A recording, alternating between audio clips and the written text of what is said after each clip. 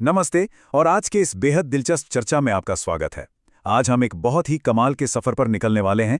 हम सीधे प्राचीन ब्रह्मांडीय ग्रंथों से लेकर इस मॉडर्न रियलिटी को मैनिफेस्ट करने के रहस्यों को डिकोड करेंगे। आज का हमारा टॉपिक कोई आम विषय नहीं है। हम बात कर रहे हैं इस ब्रह्मांड के निर्माण और उसके असली ब्लूप्रिंट की। तो चलिए बिना टाइम वेस्ट किए सीधे इसमें डाइव इन करते हैं। अब सबसे बड़ा सवाल जो दिमाग में आता है वो ये है कि इस ब्रह्मांड के सबसे पुराने मंत्र के पीछे की असली पावर आखिर है क्या। सोर्स मटेरियल का दावा बहुत ही हैरान करने वाला है। उनके अनुसार ध्वनियों का ये खास क्रम सिर्फ कुछ शब्दों का कलेक्शन नहीं है, बल्कि इसमें एक एक्चुअल मैकेनिकल पावर है, एक ऐसी ताकत जो हमारे अंदर के विचारों को फिजिकल रियलिटी में बदलने का दम रखती है। सोचिए, ये क्लेम जितना बड़ा है, इसके पीछे का साइंस उतना ही ज्यादा फैसिनेटिंग है। इस पूरे कॉन्सेप्ट को डिकोड करने के लिए हम इसे 5 हिस्सों में समझेंगे। पहला, ज्ञात देवताओं के परे। दूसरा, प्रजापति इक्वेशन। तीसरा, विचार से कैसे बनी ये वास्तविकता। चौथा, वेदों की जननी। और आखिर में गायत्री मंत्र के साथ मैनिफेस्टेशन की असल प्रक्रिया। तो चलिए सबसे पहले बात करते हैं भाग 1 की, ज्ञात देवताओं के परे। यहां अक्सर एक बहुत बड़ा कंफ्यूजन देखने को मिलता है, जिसे सोर्स तुरंत क्लियर करता है। देखिए, एक तरफ है ब्रह्मांड, यानी वो परम निराकार वास्तविकता, वो अल्टीमेट फॉर्मलेस रियलिटी जो हमेशा से, जी हां हमेशा से मौजूद थी। और दूसरी तरफ है ब्रह्मा, जो त्रिदेवों के भीतर एक विशिष्ट क्रिएटर या निर्माता देवता हैं। हमारे ग्रंथ बिल्कुल साफ तौर पर यह बताते हैं कि ब्रह्मा, विष्णु और महेश ये सब बाद में अस्तित्व में आए, लेकिन वो निराकार वास्तविकता यानी ब्रह्मांड वो हमेशा से था। और पता है उस अल्टीमेट रियलिटी के साथ और क्या मौजूद था? वाक। अब वाक को लेकर सोर्स एक बहुत ही अहम बात पर जोर देता है। वाक का मतलब सिर्फ मुंह से निकलने वाली कोई आवाज या शोर नहीं है, बिल्कुल नहीं। ये इस पूरे ब्रह्मांड की मूल ध्वनि है, वो इनर वॉइस, या कह लीजिए वो प्योर अव्यक्त विचार है जो हमेशा से उस परम वास्तविकता के साथ मौजूद था। सच कहूं तो ये ब्रह्मांड का वो पहला इनर थॉट है जहां से असल में सब कुछ शुरू हुआ। अब आगे बढ़ते हैं भाग 2 की तरफ, प्रजापति इक्वेशन।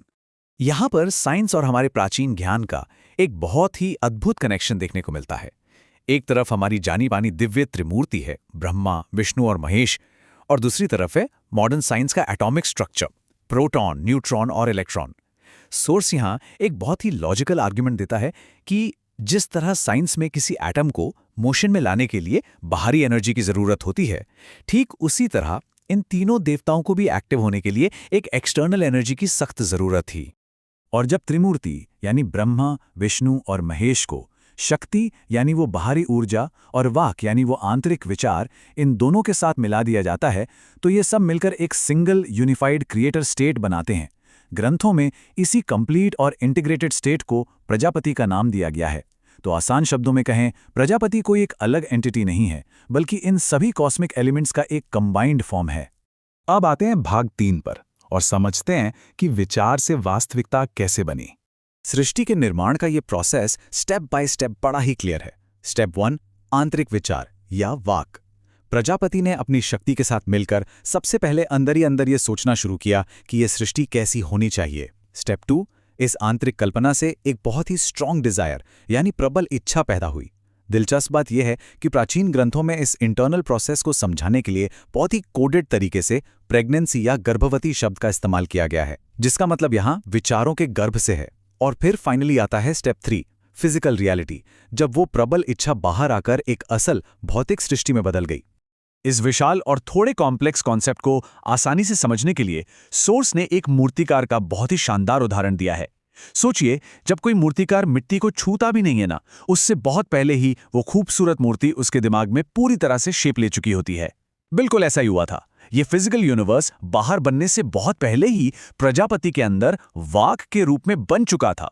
क्रिएशन हमेशा पहले भीतर होता है और उसके बाद बाहर। आगे चलते हैं भाग 4 की ओर, वेदों की जननी। देखिए, वेद शब्द का मूल अर्थ ही होता है जानना। सोर्स का मानना है कि वेद असल में शुरुआत से कोई किताबें या फिजिकल टेक्स्ट नहीं थे, बल्कि वेद तो वो प्योर नॉलेज था, वो ब्लूप्रिंट था जो ब्रह्मांड के बनने से पहले ही प्रजापति के भीतर वाक के रूप में मौजूद था।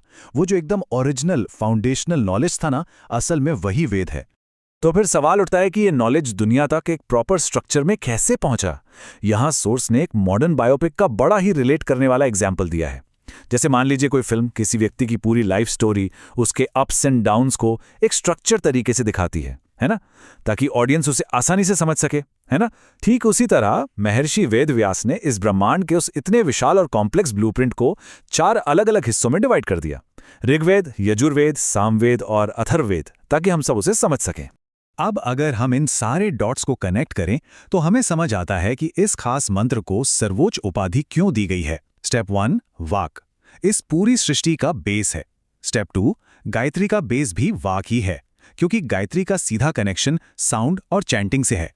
और स्टेप 3 बस इसी लॉजिक की वजह से गायत्री को वेदों की जननी माना जाता है, क्योंकि जिस वाक से ये पूरा यूनिवर्स और वेद बने, गायत्री उसी ओरिजिनल वाक का एकदम डायरेक्ट फॉर्म है। और अब आते हैं अपने आखिरी हिस्से भाग 5 पर, गायत्री मंत्र के 7 प्रकटीकरण यानी मैनिफेस्टेशन। इस मंत्र के जो शुरुआती शब्द हैं ओम भूर्भुवः स्वः, ये अपने आप में बेइंतहा पावरफुल हैं। सोर्स के अनुसार ये कोई सिंबॉलिक या प्रतीकात्मक बात नहीं है। जब प्रजापति ने अपने भीतर से भूर शब्द का उच्चारण किया तो ये जो फिजिकल अर्थ है, हमारी भूमि, वो लिटरली सचमुच में मैनिफेस्ट हो गई। ये इस बात का सीधा सबूत है कि इस मंत्र में हमारे थॉट्स को, हमारे विचारों को रियलिटी में कन्वर्ट करने की एक एक्चुअल मैकेनिकल पावर है। लेकिन ठहरिए, इस जबरदस्त पावर के साथ एक बहुत बड़ी वार्निंग भी जुड़ी हुई है, क्योंकि ये मंत्र एक टूल की तरह काम करता है और आपके करंट थॉट्स को रियलिटी में बदल देता है। इसीलिए इसके लिए एकदम एब्सोल्यूट मेंटल क्लैरिटी और बिल्कुल प्योर इंटेंशन का होना बहुत ज़रूरी है। सोचकर देखिए, अगर किसी का दिमाग अशांत है, केओस से भरा है और वो इस मंत्र का यूज़ करता है, तो वो उसी केओस, उसी अराजकता को अपनी लाइफ में मैनिफेस्ट कर लेगा। और यही मेन रीज़न है कि हमें इतिहास में इस मंत्र को लेकर कुछ रिस्ट्रिक्शंस देखने को मिलते हैं। जो ट्रेडिशनल व्यू है वो कहता है कि सिर्फ जनेऊधारी या दीक्षित लोग ही इसका सेफली जाप कर सकते हैं, लेकिन सोर्स का जो नज़रिया है वो यहाँ एकदम क्लियर है। उनके मुताबिक ये कोई भेदभाव वाला रूल था ही नहीं, ये बस एक सेफ्टी मेजर था, एक तरीका ये इंश्योर करने का कि इंसान के विचार शुद्ध हों। असली रूल तो बस इतना है कि कोई भी व्यक्ति जिसके थॉट्स पूरी तरह से प्योर और फोकस्ड हैं, जो अंदर से एकदम सात्विक है, वो इस मंत्र का पूरी तरह से उच्चारण कर सकता है।